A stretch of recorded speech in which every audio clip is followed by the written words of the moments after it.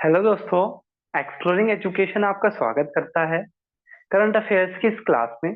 जैसे कि आपको पता है, अभी जनरल इलेक्शंस खत्म हो गए हैं और इसके जस्ट बाद बहुत सारे एग्जाम आपके लाइन अप है। इसी चीज को देखते हुए एक्सप्लोरिंग एजुकेशन ने आप लोगों के लिए ईयरली करंट अफेयर्स की रिवीजन सीरीज शुरू करी है। आज की इस वीडियो में हम 1 से लेकर 10 जनवरी तक के हिंदी न्यूज़पेपर से बेस्ट 50 जो करंट अफेयर्स के क्वेश्चन है वो देखेंगे। इसी तरीके से 10-10 डेज की वीडियो हम आपके लिए लाते रहेंगे और साथ ही साथ बहुत सारे वन लाइनर भी साथ में इसमें इंक्लूड हमने किए हैं। तो देर ना करते हुए हम शुरुआत करते हैं अपनी क्लास को।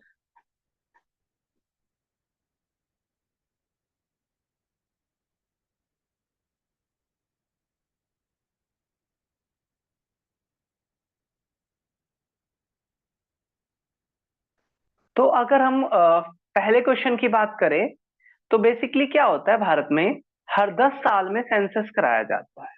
पहली बार भारत में सेंसस 1772 में हुआ था, लेकिन ये कंप्लीट नहीं हो पाया था। और 70 1872 में पहला सेंसस हुआ था लेकिन कंप्लीट नहीं हो पाया था। और 1881 में पहली बार जनगणना की गई। उसके बाद से हर 10 साल बाद में सेंसस होता था। लेकिन कोरोना की वजह से 2021 का सेंसस नहीं कराया गया है और अक्टूबर 2024 में सेंसस कराया जाएगा। यानी कि 2021 वाला जो सेंसस है वो अक्टूबर 2024 में कंडक्ट कराया जाएगा। तो पहले क्वेश्चन का आंसर था ए। नेक्स्ट क्वेश्चन है, what is the name of airport constructed in Ayodhya. Ayodhya में एयरपोर्ट कंस्ट्रक्ट कराया जा रहा है, उसका नाम क्या रखा गया है? तो उसका जो नाम रखा गया है वो लिखा है महर्षि वाल्मीकि। तो अगर आपसे एग्जामिनर क्वेश्चन पूछे कि महर्षि वाल्मीकि एयरपोर्ट कहाँ पर है, तो अयोध्या में है। अयोध्या के एयरपोर्ट का नाम रखा गया महर्षि वाल्मीकि। नेक्स्ट अगर हम क्वेश्चन की बात करें, incorrect amount of the project for revamping of Ayodhya. Ayodhya को रिवैम्प करने के लिए प्रधानमंत्री नरेंद्र मोदी जी ने कुछ प्रोजेक्ट लॉन्च करे हैं। अब उसमें से कह रहा है कौन सा सही नहीं है। पहला है अयोध्या धाम रेलवे स्टेशन के लिए 240 करोड़, ये सही है। वाल्मीकि एयरपोर्ट के लिए जो अभी हमने पढ़ा था 1450 करोड़, ये भी सही है। इसके अलावा वहां पर 3 रेलवे लाइन कंस्ट्रक्ट करी जा रही है जिसका खर्च है 2300 करोड़। तो ऑल आर करेक्ट, डी इसका सही आंसर हो जाएगा। अगला क्वेश्चन बहुत अच्छा है। अभी क्या किया गया, 16वीं फाइनेंस कमीशन को एस्टेब्लिश किया गया है और उसके चेयरपर्सन पूछा है। तो नीति आयोग के पहले सीईओ रहे अरविंद पनगड़िया। अरविंद पनगड़िया जिन्होंने कोलंबिया यूनिवर्सिटी से अपनी पढ़ाई करी है और ये नीति आयोग के पहले सीईओ थे। अभी 16 फाइनेंस कमीशन के ये हेड बनेंगे। एनके सिंह जो अभी 15th फाइनेंस कमीशन वर्किंग में है, 2026 तक रहेगी, तो उसके जो हेड है 15th फाइनेंस कमीशन के वो एनके सिंह है। एम एस स्वामीनाथन को ग्रीन रिवॉल्यूशन का फादर कहा जाता है। क्वेश्चन के साथ साथ कुछ वन लाइनर मैंने डाल दिया है। देखो, फॉर्मेशन ऑफ 15th कमीशन, जो 15th फाइनेंस कमीशन है वो 2017 में बनी थी। और 15th फाइनेंस कमीशन का जो टाइम पीरियड है वो 2020 से 2026 तक है। था 25 तक, लेकिन 1 ईयर का इनको एक्सटेंशन मिल गया। और जो 16th फाइनेंस कमीशन है वो कब से शुरू करेगी, तो 2026 से शुरू करेगी 16th finance commission. Next question की तरफ बढ़ते हैं। यहां से अच्छा, आर्टिकल 280 किससे जुड़ा है? तो आर्टिकल 280 फाइनेंस कमीशन से जुड़ा है, वित्त आयोग से जुड़ा है। बहुत ही इंपॉर्टेंट क्वेश्चन है। साथ ही साथ फाइनेंस कमीशन का मेंशन है। तो अभी तक के फाइनेंस कमीशन के जो हेड है उसके उसको उनको मैंने इंक्लूड कर लिया है। एग्जाम में आपसे पूछ लेंगे। के सी नेगी फर्स्ट फाइनेंस कमीशन के हेड हुआ करते थे 52 से 57 तक। फिर के संथानम 57 से 62, ए के चंडा 1962 से 66, D P Rajamannar, then Mahavir Tyagi, Brahmananda Reddy, J M Shelat, Y B Chavan, N K Salve, K C Pant 10th finance commission के हेड थे। 11th के ए एम खुसरो, ट्वेल्थ के यहाँ से आगे के आपको सीक्वेंस में अरेंज करने के लिए एग्जामिनर पूछ लेगा। तो 12वीं फाइनेंस कमीशन के हेड थे रंगाराजन, 13वीं के विजय केलकर, 14वीं के वाईवी रेड्डी, 15वीं के एन के सिंह और 16वीं के अरविंद पनगड़िया। यहाँ से एक बार वो देख लो, 11th के ए एम खुसरो, 12th के डी रंगाराजन, 13 के विजय केलकर, 14 के वाईवी रेड्डी और 15 के एन के सिंह। चलिए अब हम बढ़ते हैं अपने नेक्स्ट क्वेश्चन की तरफ। नेक्स्ट क्वेश्चन कह रहा है आधार पेमेंट बेस्ड सिस्टम। तो जो मनरेगा में, जो ग्रामीण क्षेत्रों में रोजगार के लिए व्यवस्था शुरू करी गई थी पहले, इसका जो फुल फॉर्म हुआ करती थी वो national rural employment guarantee act हुआ करती थी। 2005 में ये आया था, 2006 से इसको लागू किया गया था और 2009 में इसमें महात्मा वर्ड डाल दिया गया था। इसके तहत ग्रामीण क्षेत्रों में 100 दिन का काम मिलता है। तो वो ये कह रहा है कि भाई आधार पेमेंट सिस्टम अब मनरेगा में मैंडेटरी कर दिया है। तो आधार से पेमेंट हो जाएगा, इसकी व्यवस्था कब से शुरू हुई थी भारत में? तो 2017 से शुरू हो गया था आधार बेस्ड पेमेंट सिस्टम। नेक्स्ट है एक्सपोसेट। एक्सपोसेट पीएसएलवी, एक्सपोसेट जो ने पीएसएलवी भारत की स्पेस एजेंसी इसरो ने एक्सपोसेट पीएसएलवी C58 लॉन्च किया है। वो कह रहा है कि ये किससे जुड़ा हुआ है? तो ये ब्लैक होल की स्टडी करने को लेकर, ब्लैक होल की स्टडी करने को लेकर जुड़ा हुआ है एक्सपोसेट, जिसको लॉन्च किया गया पीएसएलवी C58 के द्वारा। भारत की अंतरिक्ष एजेंसी इसरो, जिसको 15 अगस्त 1969 को बनाया गया था, बेंगलोर में हेडक्वार्टर है और ब्लैक होल की स्टडी के लिए एक्सपोसेट बना है। नेक्स्ट अगर हम क्वेश्चन की बात करें, वो कह रहा है best sustainable development award goes to. तो गुरुग्राम में हेडक्वार्टर है डीएलएफ का, जिसने पहला आईपीएल जो हुआ था 2007 में उसको स्पॉन्सर भी किया था डीएलएफ ने, और बेस्ट सस्टेनेबल डेवलपमेंट अवार्ड इनको मिला है डीएलएफ को। नेक्स्ट अगर हम क्वेश्चन की बात करें, कह रहा पहला गर्ल सैनिक स्कूल कहाँ खुला है जिसमें 870 स्टूडेंट्स होंगे? बहुत ही अच्छा क्वेश्चन है। तो मथुरा के अंदर खोला गया है पहला गर्ल सैनिक स्कूल। अगर साथ ही साथ मैंने एडिशनल भी क्वेश्चन डाल दिया है, क्योंकि बॉयज का भी आपसे पूछा जा सकता है। तो 1961 में सतारा में, ठीक है, 1961 में सतारा में पहला बॉयज सैनिक स्कूल खोला गया था। मोहम्मद यूनुस, जिनको नोबेल प्राइज से जो सम्मानित है, और उनको बांग्लादेश से ही जुड़े हुए हैं, और इनको नोबेल प्राइज किस फील्ड में मिला था और चर्चाओं में क्यों है? क्योंकि बांग्लादेश ने अभी इनको जो लेबर कानून है उनका वोलेशन करने के लिए दोषी पाया है।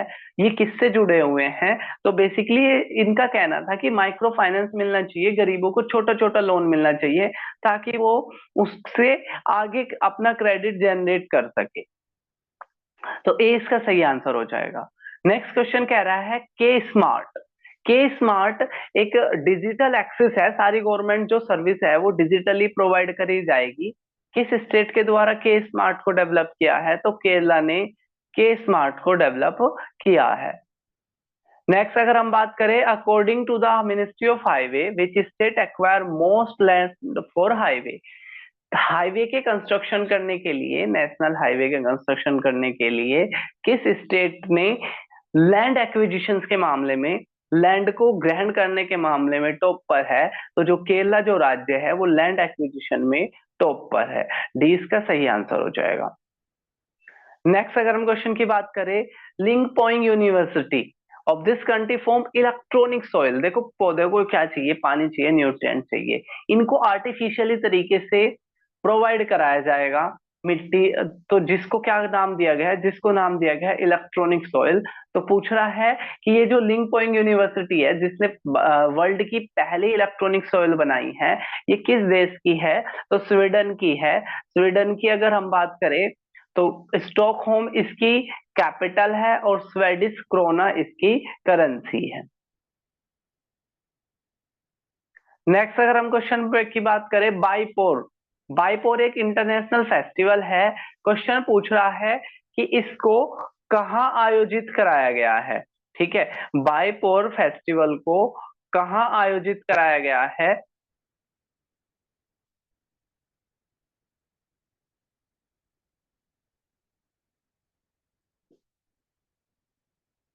तो अगर हम बाइपोर फेस्टिवल की बात करें तो इसको आंध्र प्रदेश के अंदर आयोजित कराया गया है।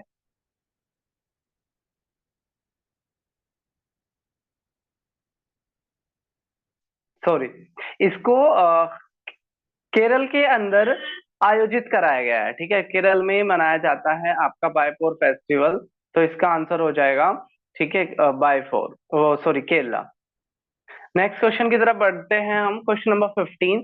क्वेश्चन नंबर 15 कह रहा है मौलाना आजाद फेलोशिप के बारे में कौन सा स्टेटमेंट रॉन्ग है। तो ये एक ऐसा क्वेश्चन है जो आपको कंफ्यूज कर सकता है। तो बेसिकली ये एक स्कॉलरशिप प्रोग्राम है, 5 साल की स्कॉलरशिप मिलती है। पहले एमफिल के लिए मिलता था, लेकिन अब ये पीएचडी के लिए, ठीक है, पीएचडी के लिए 5 साल की स्कॉलरशिप प्रोग्राम है। और इसमें 6 नोटिफाइड कम्युनिटी है, उन्हीं को ये मिलता है। सी ऑप्शन इसमें रोंग है, ये कह रहा है मिनिस्ट्री ऑफ एजुकेशन। तो मिनिस्ट्री ऑफ एजुकेशन के द्वारा ना होकर इसको मिनिस्ट्री ऑफ माइनॉरिटीज के द्वारा, मिनिस्ट्री ऑफ माइनॉरिटीज के द्वारा इसको दिलाया जाता है। ठीक है, तो सी इसका सही आंसर हो जाएगा, क्योंकि ये गलत दे रखा है। अच्छा क्वेश्चन था, कंफ्यूज कर सकता है।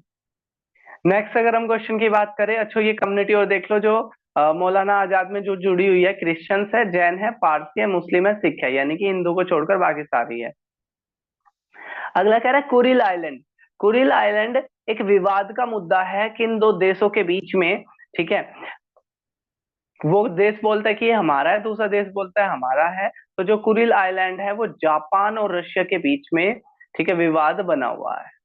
अगला कह रहा है women pension now can transfer to. तो पहले क्या होता था, किसी महिला की जो पेंशन थी उसकी डेथ के बाद उसकी वाइफ को ही मिला कर, सॉरी, उसके हस्बैंड को ही मिला करती थी। अब ये नियम में है कि ये वॉलेंट्री होगा, आप अपनी पेंशन अपनी डेथ के बाद किसको देना चाहते हो, अपने हस्बैंड को कि बच्चों को। तो यानी कि ऑप्शन, ये क्वेश्चन में कह रहा था कि किसको मिल सकती है, तो ऑप्शन सही क्या हो जाएगा, सी, दोनों को मिल सकती है। पहले को भी यानी कि हस्बैंड को मिल सकती है और बच्चों को भी मिल सकती है। अगला बहुत अच्छा क्वेश्चन है, काबिल। काबिल जो भारत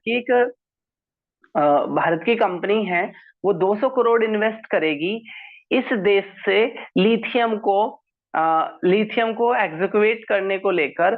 तो पूछा है कि कौन से देश में। तो बेसिकली ये करेगा अर्जेंटीना में।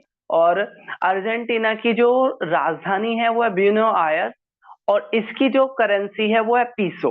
तो ये सेक्शन भी हम इस करंट अफेयर्स के साथ साथ कवर कर रहे हैं, कैपिटल और करेंसी भी। अगर हम लिथियम के बारे में बात करें तो सबसे बड़ा जो इसका प्रोड्यूसर है वो ऑस्ट्रेलिया इसका सबसे बड़ा प्रोड्यूसर है। इसके अलावा कंबोडिया, चिली और अर्जेंटीना, ये तीनों जो देश हैं लिथियम के मामले में, ठीक है, टॉप पर रहते हैं।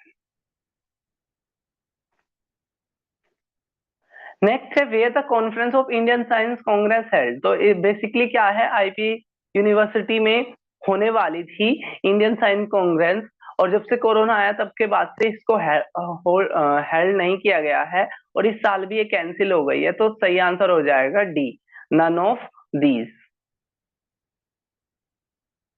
नेक्स्ट अगर हम क्वेश्चन की बात करें, एक और चीज कि ये साइंस कांग्रेस की शुरुआत कब से हो रही है, 1914 से हो रही है, और इसका जो हेडक्वार्टर है वो कोलकाता में है। अगला क्वेश्चन बहुत अच्छा है, संदीप पांडे जी, जिनको रमन मैग्सेसे अवार्ड मिल चुका है, और इन्होंने क्या किया है, अमेरिका को ये अवार्ड वापस लौटा दिया है। कारण है अमेरिका का इजराइल और पैलेस्टीन वॉर में इन्वॉल्व होना। तो इसका कहना है कि अमेरिका को इस वॉर से फायदा नहीं कमाना चाहिए हथियार बेचकर, और ह्यूमैनिटी के ग्राउंड पर अमेरिका को दोनों देशों में समझौता कराना चाहिए। तो इन्होंने इसके लिए इसे नाराज होकर अपना अवार्ड लौटा दिया है। अवार्ड का नाम क्या है, रमन मैग्सेसे अवार्ड, जिसको एशिया का नोबेल भी कहते हैं। अगला कह रहा है 18th governor of reserve bank. ये क्वेश्चन क्यों जोड़ा है मैंने, 1991 में भारत पे इंटरनेशनल करेंसी, फॉरेन करेंसी की कमी हो गई थी, और हम मजबूर हो गए थे अपनी इकोनॉमी को ओपन करने को लेकर, और हमने एलपीजी की पॉलिसी अपनाई थी, लिबरलाइजेशन, प्राइवेटाइजेशन, ग्लोबलाइजेशन। तो उस टाइम पर जो आरबीआई के जो गवर्नर थे वो 18th आरबीआई के गवर्नर थे, जिनका नाम था एस वेंकटेरमन। एस वेंकटेरमन क्या थे उस समय पर? आरबीआई के गवर्नर थे। अभी 24वें गवर्नर है शक्तिकांत दास। इनसे जस्ट पहले थे उर्जित पटेल, और उनसे जस्ट पहले थे रघुराम राजन। नेक्स्ट अगर हम क्वेश्चन की बात करें, प्रोजेक्ट कुसा। प्रोजेक्ट कुसा किससे जुड़ा हुआ है? ठीक है, ऑप्शन ए कह रहा है डिफेंस, एजुकेशन, न्यूक्लियर, या ऑल ऑफ दिस। तो जो प्रोजेक्ट कुसा है वो डिफेंस सेक्टर से जुड़ा हुआ प्रोजेक्ट है। ए इसका सही आंसर हो जाएगा। 23rd क्वेश्चन की अगर हम बात करें, संगीत कला निधि अवार्ड किसको मिला है? तो देखो इसमें 3 अवार्ड मिलते हैं बेसिकली। संगीत कला निधि का पूछे तो बॉम्बे जयश्री को, अगर डांस के फील्ड में नृत्य कला निधि पूछे तो वसंता लक्ष्मी को, और अगर संगीत आचार्य जो टीचर के लिए मिलता है वो है लीला कृष्ण। क्वेश्चन पूछे संगीत कला निधि की शुरुआत कब से हुई थी? तो 1942 से संगीत कला निधि की शुरुआत हुई थी। संगीत आचार्य की शुरुआत कब से हुई थी? तो 2012 से संगीत आचार्य की शुरुआत हुई थी। अगला कह रहा है प्रधानमंत्री नरेंद्र मोदी जी ने इंटरनेशनल केबल प्रोजेक्ट कहाँ शुरू किया है? तो लक्षद्वीप के अंदर शुरू किया है। लक्षद्वीप जो एक कोरल आइलैंड है, कोरल मतलब समुद्री जीवों की जो बोन्स वगैरह है उनके ऊपर आइलैंड डेवलप हो जाता है, उसे कोरल आइलैंड कहते हैं। तो लक्षद्वीप जिसमें छोटे छोटे 36 आइलैंड है, एक कोरल आइलैंड का एग्जाम्पल है। नेक्स्ट अगर हम क्वेश्चन की बात करें, क्वेश्चन नंबर 25, वो कह रहा है GSAT-20 सैटेलाइट, जिसको न्यू इंडिया स्पेस, जो हमारे इस स्पेस की प्राइवेट आर्म है न्यू इंडिया स्पेस, उसने GSAT-20 सैटेलाइट को लॉन्च किया है। पूछ रहा है किस व्हीकल से? तो उसने फैल्कोन 9 के द्वारा को लॉन्च किया गया है। नेक्स्ट कह रहा है स्नो लेपर्ड को किस देश ने अपना नेशनल एनिमल बना लिया है? तो किर्गिस्तान, जिसकी राजधानी बिश्केक है, उसने क्या किया है? स्नो लेपर्ड को अपना नेशनल एनिमल बना लिया है।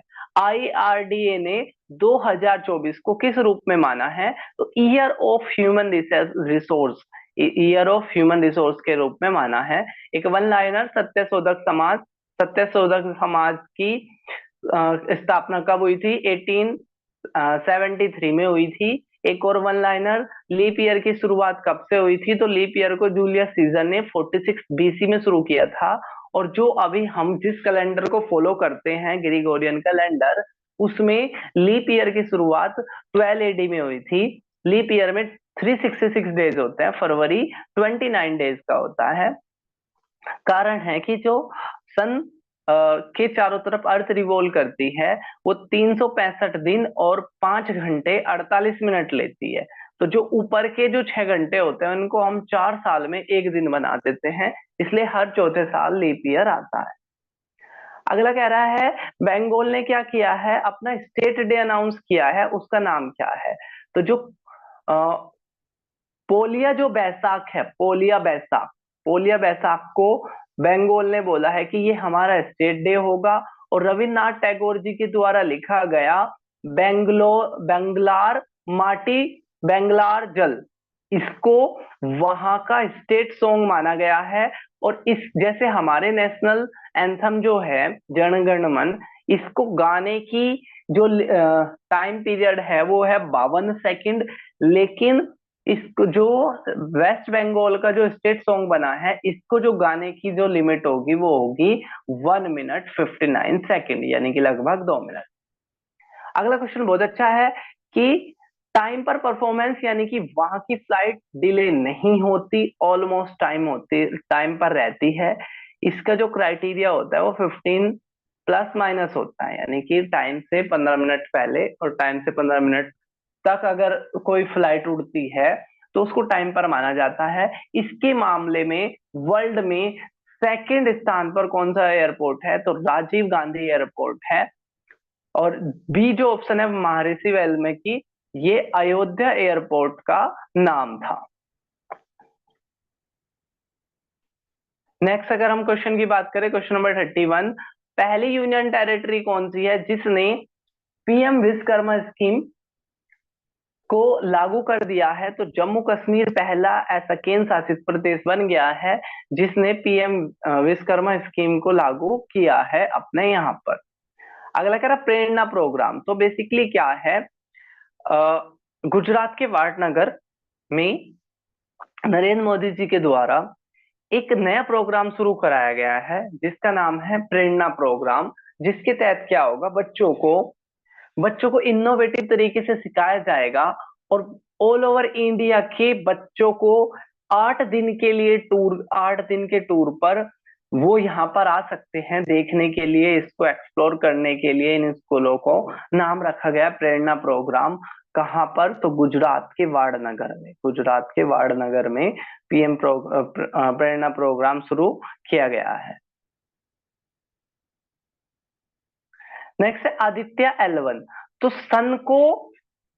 सन के स्टडी करने को लेकर इसरो ने आदित्य L1 लॉन्च किया है। एल कहलाता लैग्रेंज पॉइंट, यानी कि वो पॉइंट जहां पर ग्रेविटेशन जीरो हो जाएगा।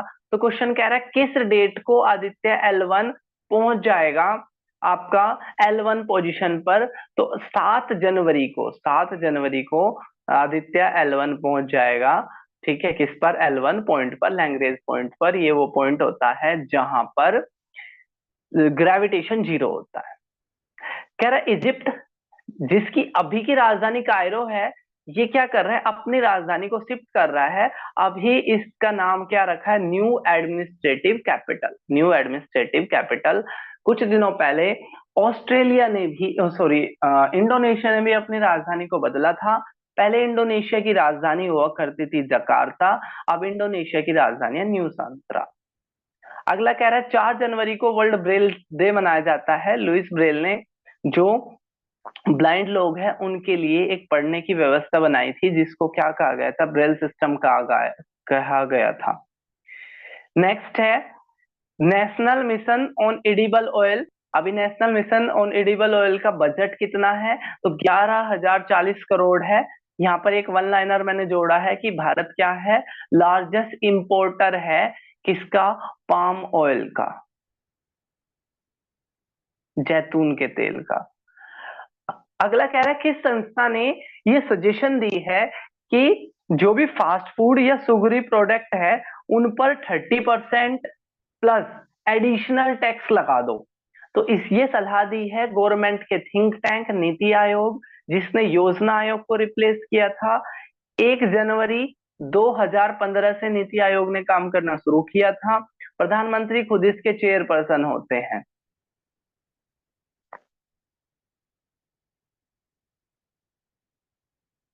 नेक्स्ट है स्मार्ट 2O, जो जुड़ा हुआ है दवाइयों की एफिशिएंसी को लेकर, दवाइयों पर होने वाले ट्रस्ट को लेकर और दवाइयों की सिक्योरिटी को लेकर। तो कौन सी व्यवस्था से? तो ये जुड़ा हुआ है आयुर्वेदिक से। इंपॉर्टेंट क्वेश्चन है। स्मार्ट 2.0 ओ जुड़ा हुआ है किससे? आयुर्वेद से। 38 क्वेश्चन की अगर हम बात करें, वो कह रहा है what is the amount of Prithvi mission including linking of 5 scheme.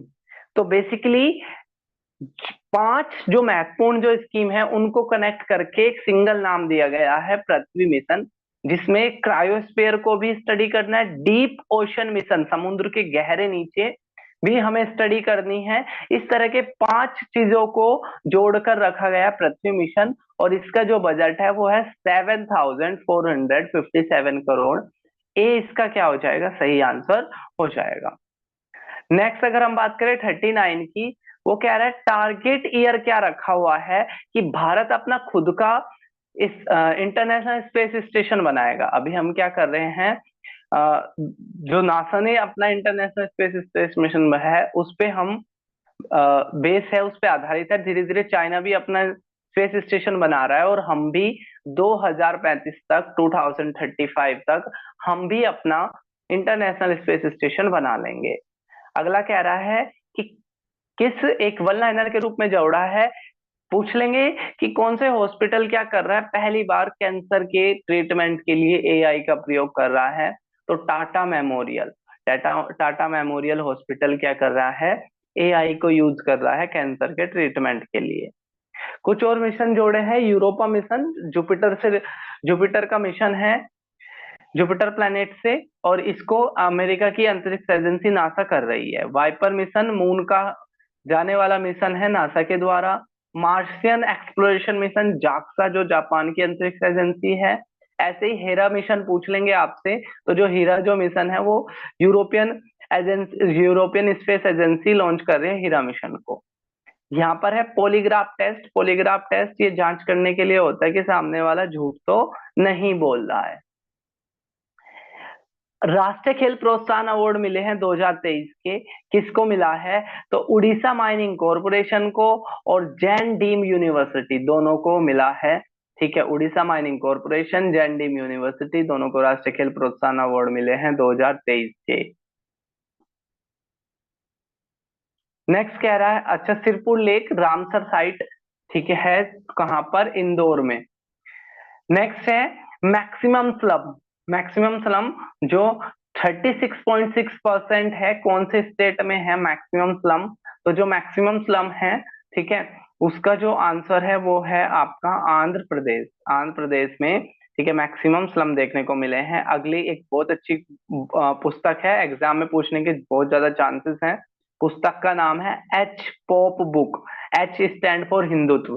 जिस बुक में इन्होंने दिखाया गया है कि हिंदुत्व से जुड़ी हुई चीजों को बढ़ाकर आप अपने प्रोफेशन को बढ़ा सकते हो। हिंदुत्व पे बात करके आपको पॉलिटिकल टिकट मिल सकते हैं, हिंदुत्व पे बात करके आपका कोई भी कपड़ों का व्यापार है वो बढ़ सकता है, किसी भी और चीज का, यानी कि आपको अपने करियर वाइज अगर आगे बढ़ना है तो हिंदुत्व से जुड़ना जुड़ना आपके लिए एक बेस्ट अपॉर्चुनिटी हो सकता है।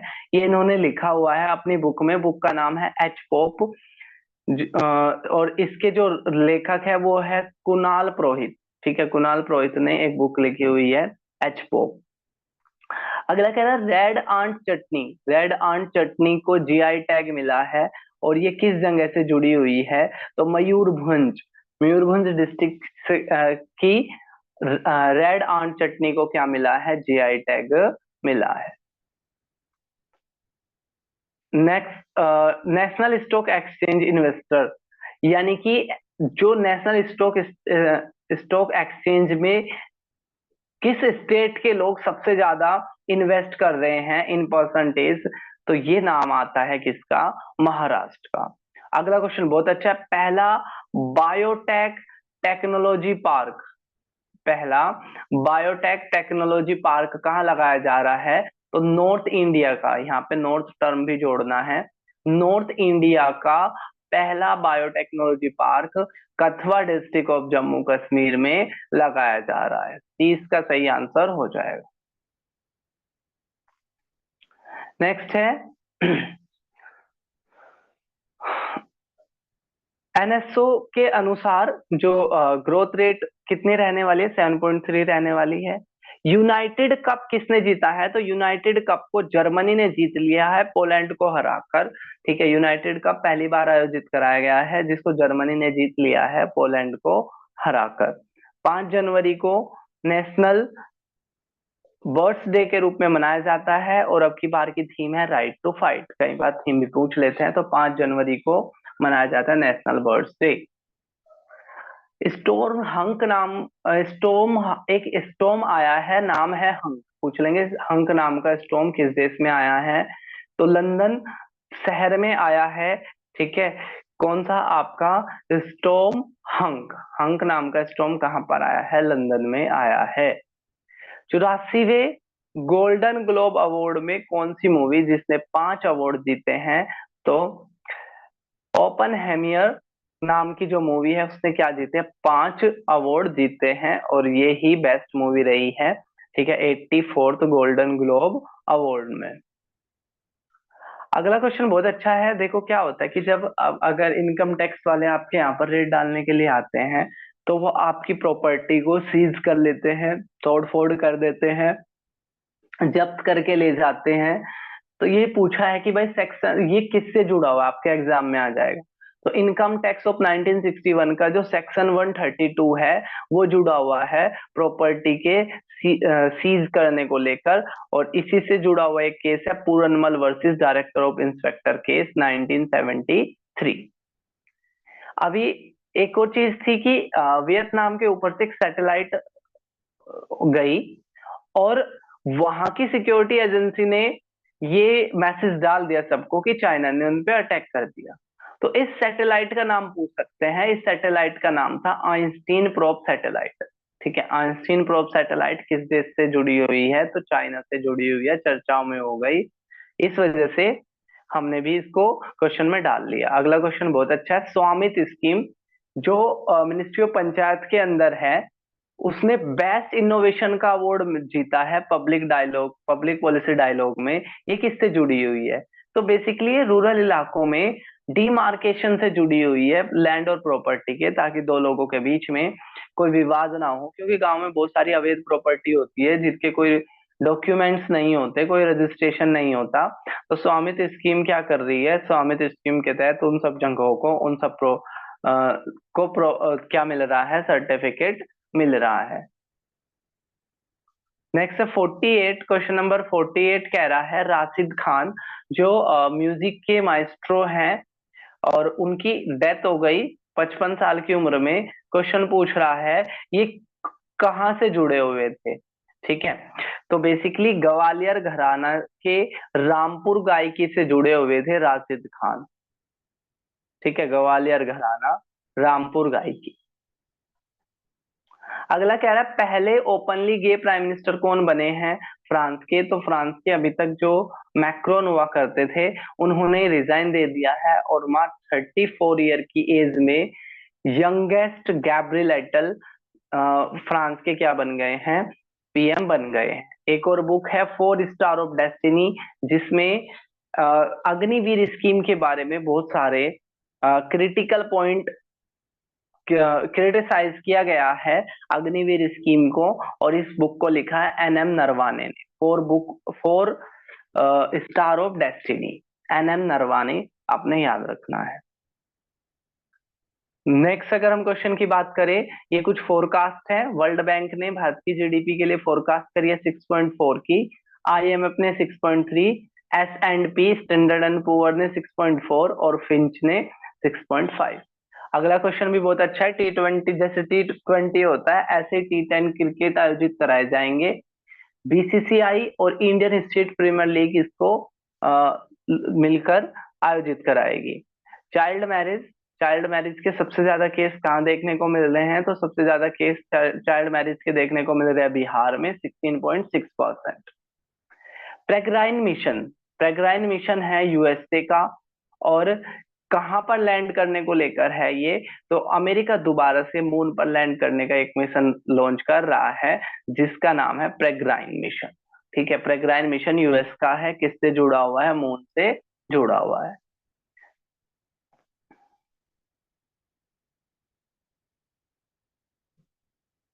अभी एक क्वेश्चन था कि जो उड़ीसा की 5 चीजों को जीआई टैग मिला है, तो वो चीजें आपने याद कर लेनी है। देखो कौन कौन सी है, लांजिया सुरा पेंटिंग, कोरापुट काला जीरा, सिंपलीपाल काई चटनी, नयागढ़ कंडे मुंडी ब्रिंजल, खजूरी गुढ़ा और धनकन मगिल। तो एक बार आप दोबारा से मैं बता देता हूँ। लंजीना सोरा पेंटिंग, कोरापुट काला जीरा, सिंपलीपाल काई चटनी, नयापर कंटेमुंडी ब्रिंजल, खजूरी गुड़ा और धनकामल माजिल। तो ये चीजें आपने याद रखनी है। तो उड़ीसा की है जिनको क्या मिला है, इस साल जीआई टैग मिला है। तो ये था पहले 10 दिन का रिवीजन करंट अफेयर्स का। जल्दी हम अगले 10 दिन यानी कि 11 जनवरी से लेकर 20 जनवरी तक के बीच के करंट अफेयर्स की रिवीजन क्वेश्चंस लेकर आएंगे। तब तक के लिए टेक केयर, जय हिंद, जय भारत।